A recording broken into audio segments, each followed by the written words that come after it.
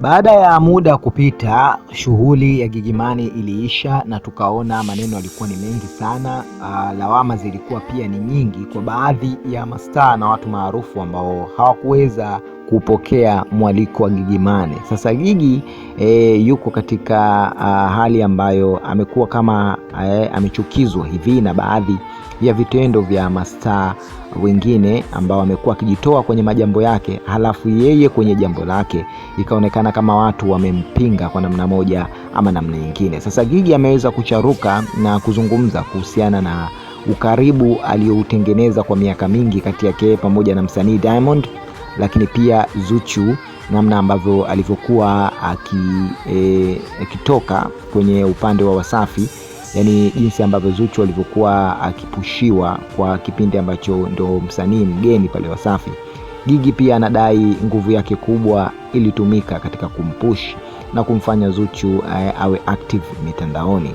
So yote pamoja na mengineyo mengi ambayo Gigy Money ameweza kuyafunguka inaonyesha kwamba jinsi gani ambavyo amejitoa kwa baadhi ya watu na ametumia energy kubwa, muda wake pasi na kulipwa muda mwingine, lakini bado ile nguvu yake pamoja na kujitoa kwake na imani yake haikuonekana kwa baadhi ya watu. So unafahamu kwamba kwa kawaida mtu unapojitoa kwa wengine unatarajia kwamba nao wachangie chochote ama wajitoe kwako. Sasa katika siku muhimu kama ile ya Gigy Money, tena siku ya harusi yake, baadhi ya mastaa tuliweza kuwaona, hongera kwao, waliweza kuhusika mwanzo mwisho, wakina Wema Sepetu, lakini pia bila kusahau watu kama vile Juma Lokole, lakini bila kusahau watu kama vile Hamisa Mobeto na mastaa wengine wengi walizungumzia na wengine walionekana katika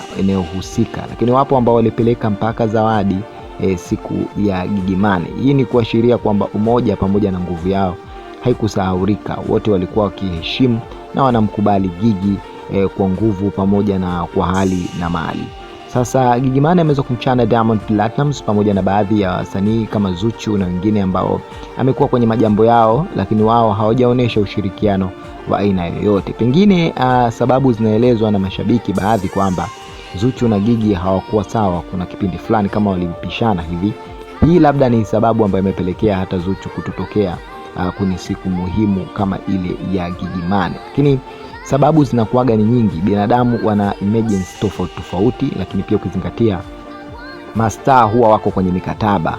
Sasa Zuchu hatujajua ni kipi kimemfanya asifike, wala Diamond Platnumz katika sehemu maalum na sherehe kubwa na ya kihistoria ya Gigy Money. Sasa hayo yote hatujajua, maana wahusika wenyewe hawajazungumza kujua ni kipi ambacho kiliwafanya wasiweze kutia miguu kwenye jambo la Gigy Money. Usisahau kusubscribe, kulike na kushare ili usipitwe na habari moto moto kama hizi kila siku.